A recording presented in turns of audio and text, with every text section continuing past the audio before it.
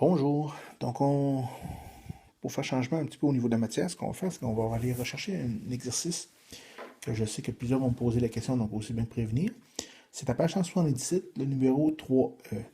Il est un petit peu différent des autres. On cherche à trouver l'équation de l'ellipse. Ici, c'est une ellipse horizontale.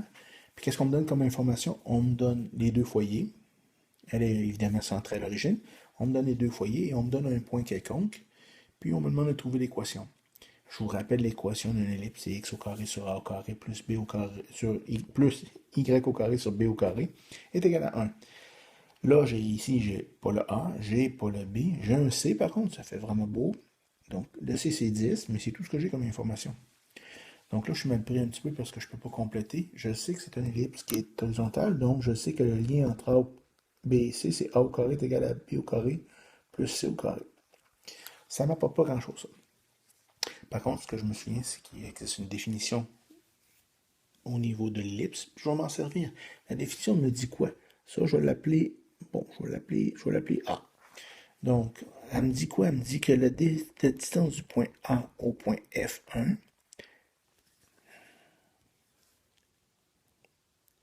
plus la distance du point A au point F2, ça va être égal à une constante quelconque que je ne connais pas. Mais je suis capable de la calculer, j'ai tout ce qu'il me faut pour calculer ça. Puis après ça, si on joue un petit peu plus loin, ce que je vais pouvoir faire, c'est me prendre un point quelconque, un autre point, et trouver les coordonnées du point à partir de la constante, en connaissant la constante. Donc allons-y pour plaisir toujours. Donc, la distance du point A au point F1, si je fais le calcul, c'est 8,7 moins 10 au carré, plus 8,4 moins 0 au carré, plus la distance du point A1 au point A1 au point F, donc 8,7 moins 10 au carré, plus 8,4 moins 0 au carré. Ça, c'est égal à une constante quelconque que là, pour l'instant, je ne connais pas. Un petit calcul rapide, je m'amuse avec ça. La première parenthèse, ici, c'est 8,7 moins 10, donc 8,7 plus 10 au carré, plus 8,4 au carré, donc ça va me donner 420,25 tout simplement. Plus la deuxième racine carrée, j'ai 8,7 moins 10, tout ça au carré, plus 8,4. Un petit calcul à la calculatrice va vous donner 72,25. Donc, racine carrée de 420,25, c'est 20,5. Racine carrée de 72,25, c'est 8,5. Pour un grand total de 29. Ce qui est le fun ici, c'est que mon 29, c'est mon cas. Donc, je vais prendre ça en note à côté. C'est mon cas. Donc, à partir de là, je vais être capable de trouver. Je continue, je vais juste me permettre d'effacer.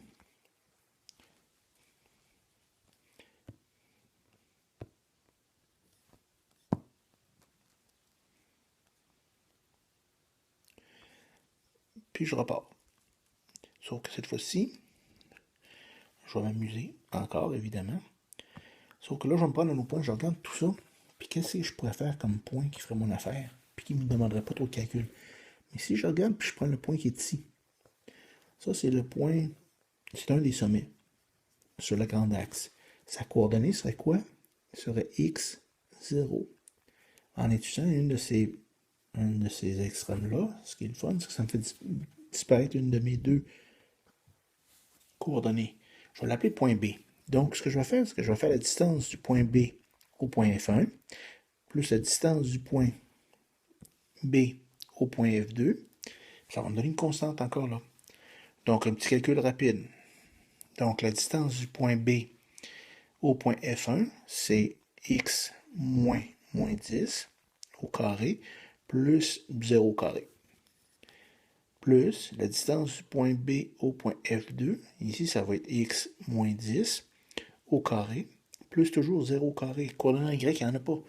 Ça va être égal à la constante, mais je connais déjà la constante, c'est 29.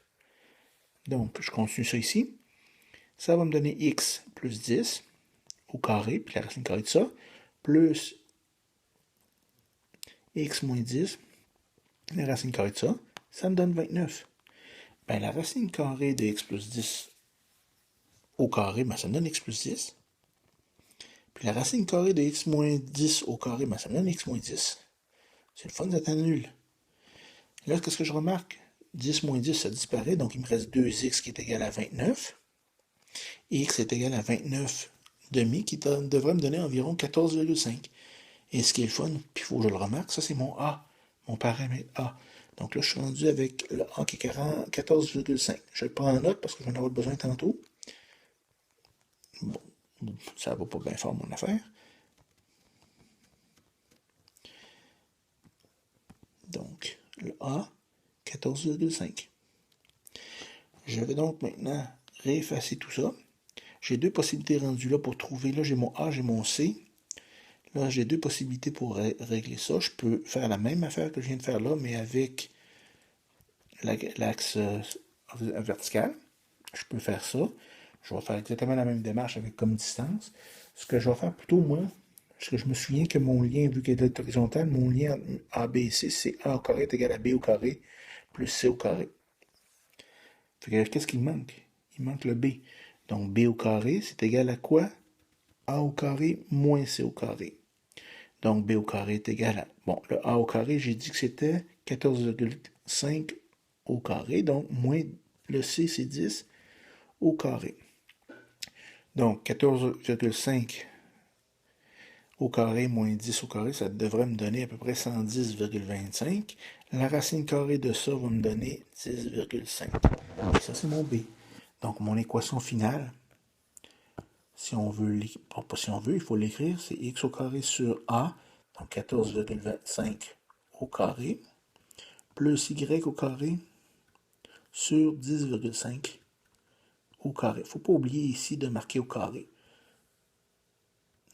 Je pourrais très bien élever 14,5 au carré, puis écrire que c'est 110,25, puis écrire que l'autre, ainsi de suite. Je pourrais le faire, il n'y a pas aucun problème, mais je peux le laisser comme ça, tout simplement. Et voilà, puis ça, vous allez être appelé à utiliser ce truc-là à plusieurs reprises dans vos exercices. Bonne journée!